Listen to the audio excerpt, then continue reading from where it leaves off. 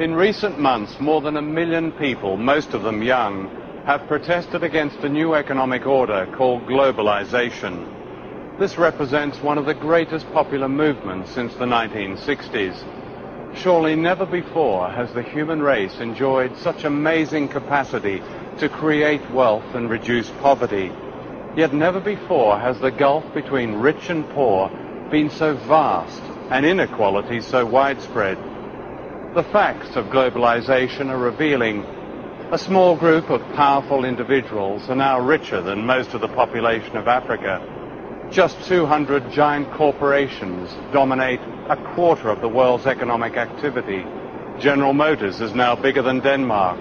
Ford is bigger than South Africa. Unseen by shoppers in the high street, the famous brands of almost everything from running shoes to baby clothes are now made in very poor countries with cheap labor, at times bordering on a form of slave labor. Tiger Woods, the golfer, is paid more money to promote Nike than most of the entire workforce actually making Nike products here in Indonesia. Is this the global village we are told is our future? Or is it merely an old project that used to be run by the divine right of kings and is now run by the divine right of multinational corporations and by the financial institutions and governments that back them? This film is about these new rulers of the world, and especially their impact on one country, Indonesia.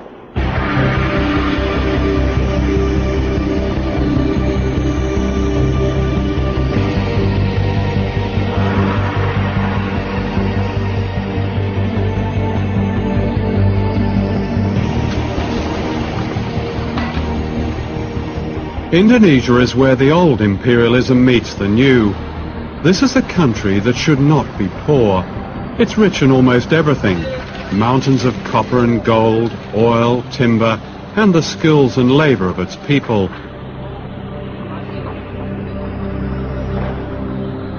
Colonized by the Dutch in the 16th century, Indonesia was plundered by the West for hundreds of years, a debt that is yet to be paid back. Ratusan tahun lamanya Indonesia itu dihisap oleh negara-negara utara. Bukan hanya Indonesia, semua negara-negara kulit berwarna. Sehingga Barat menjadi kuat, menjadi makmur, menguasai keuangan dan perdagangan sampai sekarang. Nah, sekarang didikte oleh IMF, oleh Bank Dunia. Negeri yang begini kaya diubah menjadi negara pengemis sekarang, Indonesia. Karena tidak adanya karakter pada elit.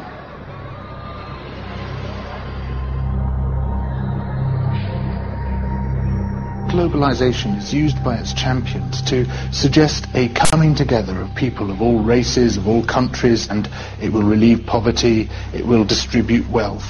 What we're actually seeing is precisely the opposite processes in train, that the poor are becoming markedly poorer, while the very wealthy are becoming staggeringly wealthy. And here are some of the staggeringly wealthy. This is a wedding in Jakarta of the Indonesian elite. Two merchant families are being united.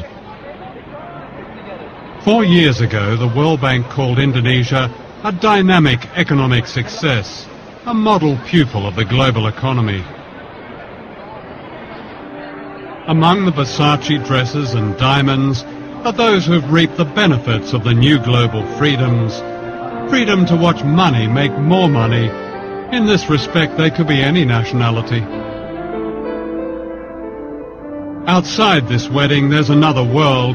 In Indonesia, as many as 70 million people live in extreme poverty.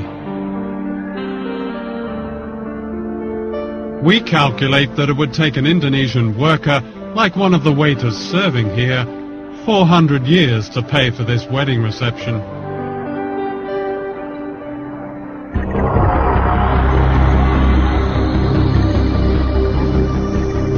Less than 5 miles away is the backyard of the global economy, the site of the dynamic success you don't see.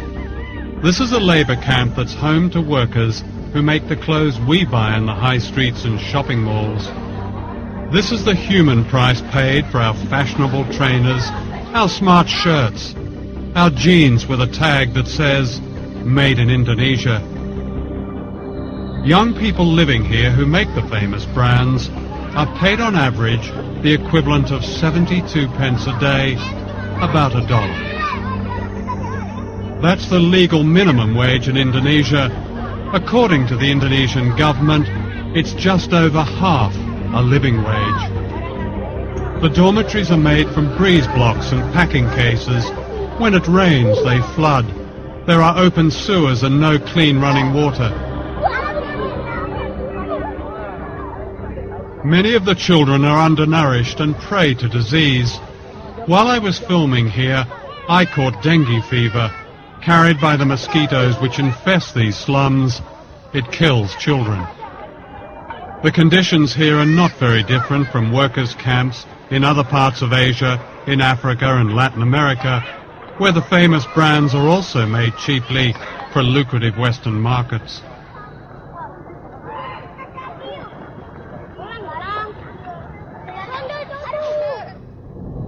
And this is where they work, in what is called an economic processing zone, which means a vast area of sweatshops.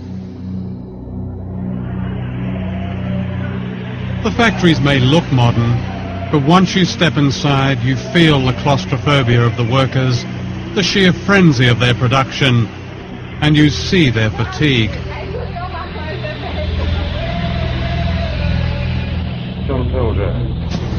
Posing as fashion buyers, we film secretly in this factory. The factories are owned by Taiwanese and Korean contractors who employ cheap labor to make the products of famous brands such as Nike, Reebok and Adidas. We looked at one famous brand, Gap. The working conditions we found are by no means the worst. So you do Gap, of course. Yeah, you do lots of Gap. And I mean the quality control of Gap, I think, is excellent. In the future, we found more than 1,000 mostly young women working crowded together under the glare of strip lighting in temperatures that can reach 40 degrees centigrade. The only air conditioning is upstairs where the bosses are. Working hours can vary and can be increased dramatically when an urgent export order has to be met. We surveyed 5 factories regarded as typical, and I interviewed workers from all over Jakarta. You work 24-hour shift with just a couple of breaks, and then 2 hours later you start another shift. So in effect you work a 36-hour shift. Saya kerja long shift itu dari jam 7.30 sampai pagi lagi 7.30, pas terakhirnya sore jam 18.30. Are you given any choice? Nggak bisa. What would happen if you refused to do this 24-hour shift? Ya mungkin ada hukuman, tapi belum pernah menolak sih. Jadi takut aja. On these long 24-hour shifts, do you recall what labels you were packing? Kebanyakan Gap sama Olive. Do any of the people from the Gap company ever visit your factory? Sering. Did they ever ask you about or investigate the working conditions, your working conditions? Dulu pernah ada, tapi di personal itu anaknya tuh udah dikontak duluan gitu, udah nggak boleh ngomong yang salah gitu, harus sesuai omongan dari personal dia. What did they tell you to say? Ya misalkan nggak bilang lembur long shift, terus pokoknya tidak boleh membuka rahasia perusahaan, tidak boleh menjelek-jelekan perusahaan. This is what the Gap company calls a code of conduct. In response to criticism, famous global brands like Gap have come up with these codes. They say the idea is to set standards and protect workers, but how effectively is it enforced? you have to come to Indonesia to really realize what codes of conduct means, and that it is almost useless to exercise or to implement code of conduct here in this country, because this government is always campaigning cheap labor here in Indonesia to attract the foreign investment, and codes of conduct cannot do anything about that. And because Indonesian workers is already very poor, and the rate of unemployment here is very, very high, so that people will work whatever kind of work they have, or how much they paid, they will still work. The Gap company stipulates a maximum working week of 60 hours. It says workers may refuse overtime without any threat of penalty. Are there people who do extraordinary shifts, like much more than 12 hours, even up to 24 hours? Ada, kemarin QC juga ya finishing itu dari jam 8 sampai jam 12 malam. Dari jam 12 malam karena dengan alasan ini mesti diekspor. Kondisi mereka berdiri dari jam 8 sampai jam 12 itu berdiri, nggak ada duduk. 16 hours standing. Iya. Is that common? Kalau ekspor yang ini, ekspor harus selesai targetannya tanggal sekian, mesti. Is the Gap Code of Conduct displayed in the factory? Pasang sama sekali, bahkan peraturan perusahaan pun tidak ada yang dipasang di tingkatan pabrik. Nggak ada. Nggak usah kode etik. Peraturan di dalam perusahaan itu nggak pernah dilihatin dengan kami, apalagi kode etik dari satu barang. These boxer shorts were made in one of the factories we investigated. Before we left London, we bought a pair at a Gap store in Oxford Street for £8. Out of that £8, an Indonesian worker gets less than 4 pence. It's the same for running shoes that sell here for £100. Out of that £100, a worker gets around 40 pence. That wouldn't even buy the laces. Ya kami kaget, benar-benar ya. Oh, ternyata kami dalam satu celana ini kami bisa menguntungkan pengusaha begitu banyak, apalagi ribuan celana. Sehari minimal kami harus menghasilkan 3.000 celana. Itu minimal. Last year, the chief executive of Gap earned more than $5.5 million. The profits of Gap were $1.38 billion, and this is typical of many companies. In order to protect the workers in this film, we have not named the factories we investigated. In Indonesia, as in other countries which have sweatshop economies, workers who speak out face the danger of victimization from contractors and violence from anti-trade union forces. Dita Sari, a trade union leader, was herself imprisoned and tortured.